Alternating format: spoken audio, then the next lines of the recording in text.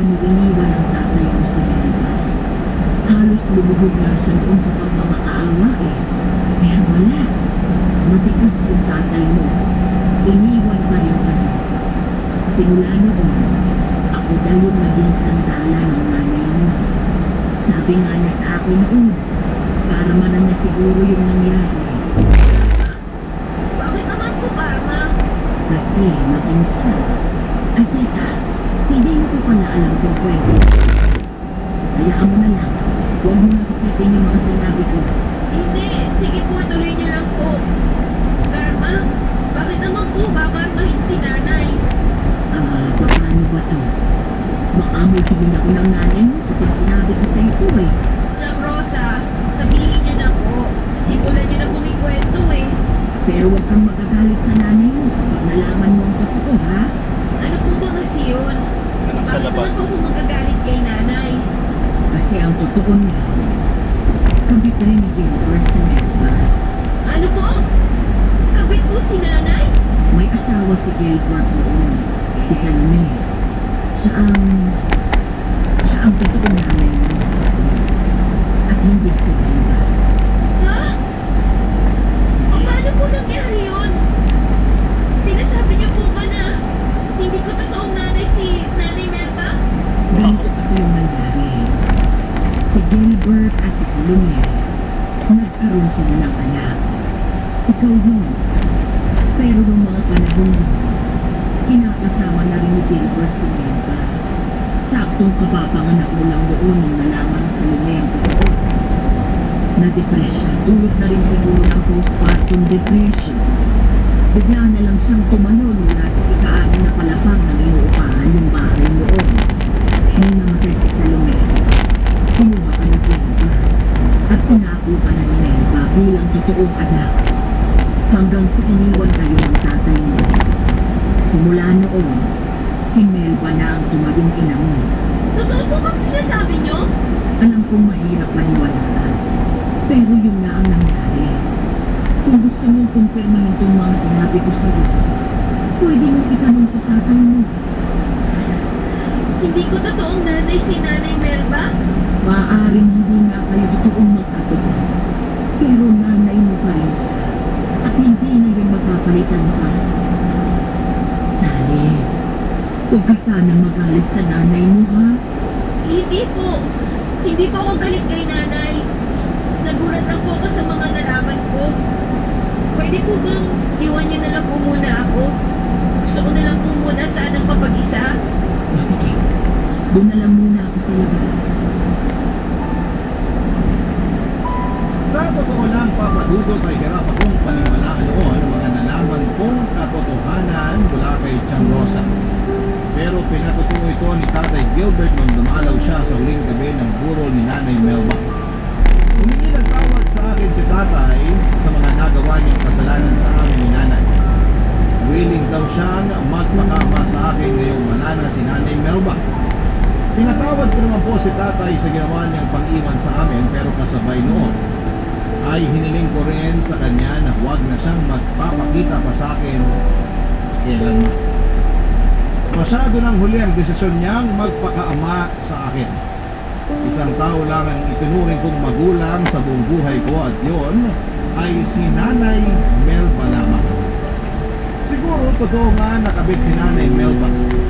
Isa siya sa mga sumira sa pagsasama ng totoong magulang ko, pero ang makasalanang pag-ibig ngayon na nangyari noon ay matagal nang pinagdusahan ni Nanay.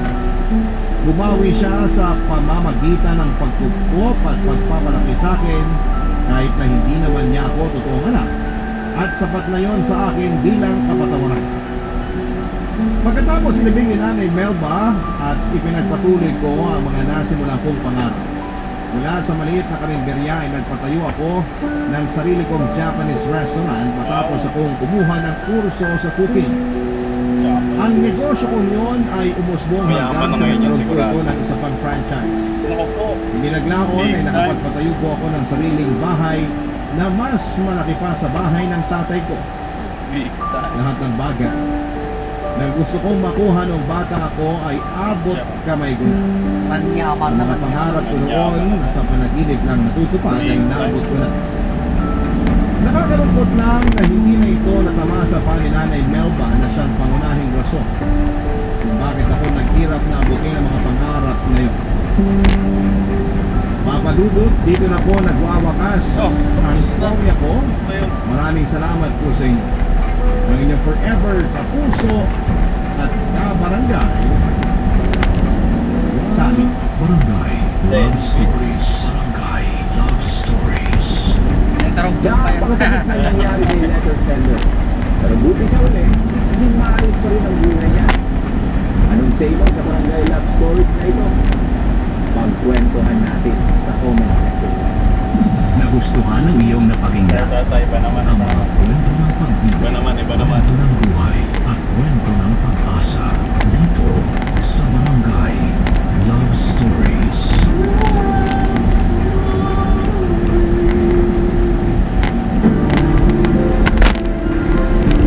Mahal na ang lupa sa Metro Manila. Kaya nagsulputan na ang mga kondominium bilang alternatibong tirahan. May mga amenities itong pwedeng ma-enjoy tulad ng swimming pool at gym, kaya marami ang naiingganyong manirahan dito. Kahit pa nga mag-condo sharing. Ikaw, kabarangay, naranasan mo na bang tumira sa isang condo?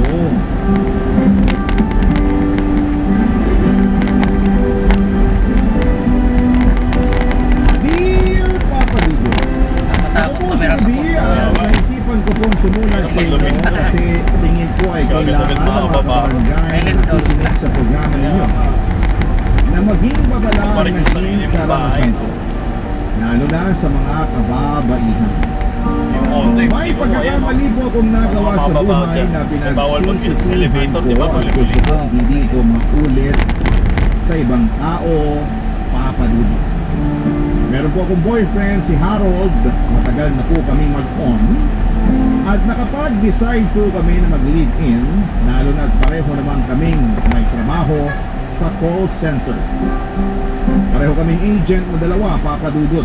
Pero magkaiba lang kami ng kumpanya. Nagkikita lamang kami pagkatapos ng shift namin. Naghahanap kami ng mga murang paupahan sa QC na malapit lang sa pinagtatrabahuhan namin. Kaso'y sobrang mahal ng mga renta.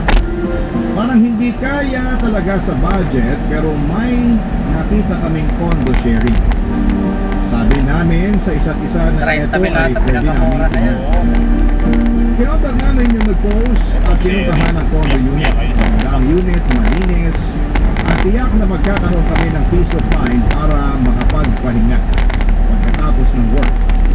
Yun ang nasa utak namin ni ako. May dalawang room ang condo. Ang isang room ay may umuwi pa rin na isang pamilya. At magiging common area namin ang sala, kusina at banyo. Sa tingin namin ay hindi naman kami magkakaproblema sa ganitong klase ng setup. Nasa pakikisalamuhan lang naman yan. Ang concern namin ay makatipid kami sa renta at secured pa ang mga gamit namin dahil walang magnanakaw tulad ng nangyari sa akin nung tumira ako sa isang boarding house, Papa Dudu. Nakakamura ka nga pero mapapamura ka rin kapag ninakawan ka na. Sabi ni Harold sa akin na kaya namin ang buhay live-in basta't magtulungan lamang para sa future. Baka makabili na talaga kami ng unit namin o makapagpatayo sa probinsya ng bahay namin at doon na kami titira. Hindi na kami mamamasukan. Magne-negosyo na lamang kami. Masarap pa rin mamuhay sa probinsya dahil sariwang hangin at makakabili ka pa ng fresh na gulay at pati isda kapag malapit lang sa dagat tulad sa probinsya namin sa Zambales. Pero maganda na rin ang nakahanap kami ng condo sharing. Zambales. Dito kami bubuo Pagyuhin, ng memory bilang partner. Sabi namin sa isa't Batanes isa pala na yun. dapat namin patibayin ang aming pagmamahalan. At sana'y darating ang araw na magpapakasal na rin kami para legit na ang pagiging mag-asawa namin.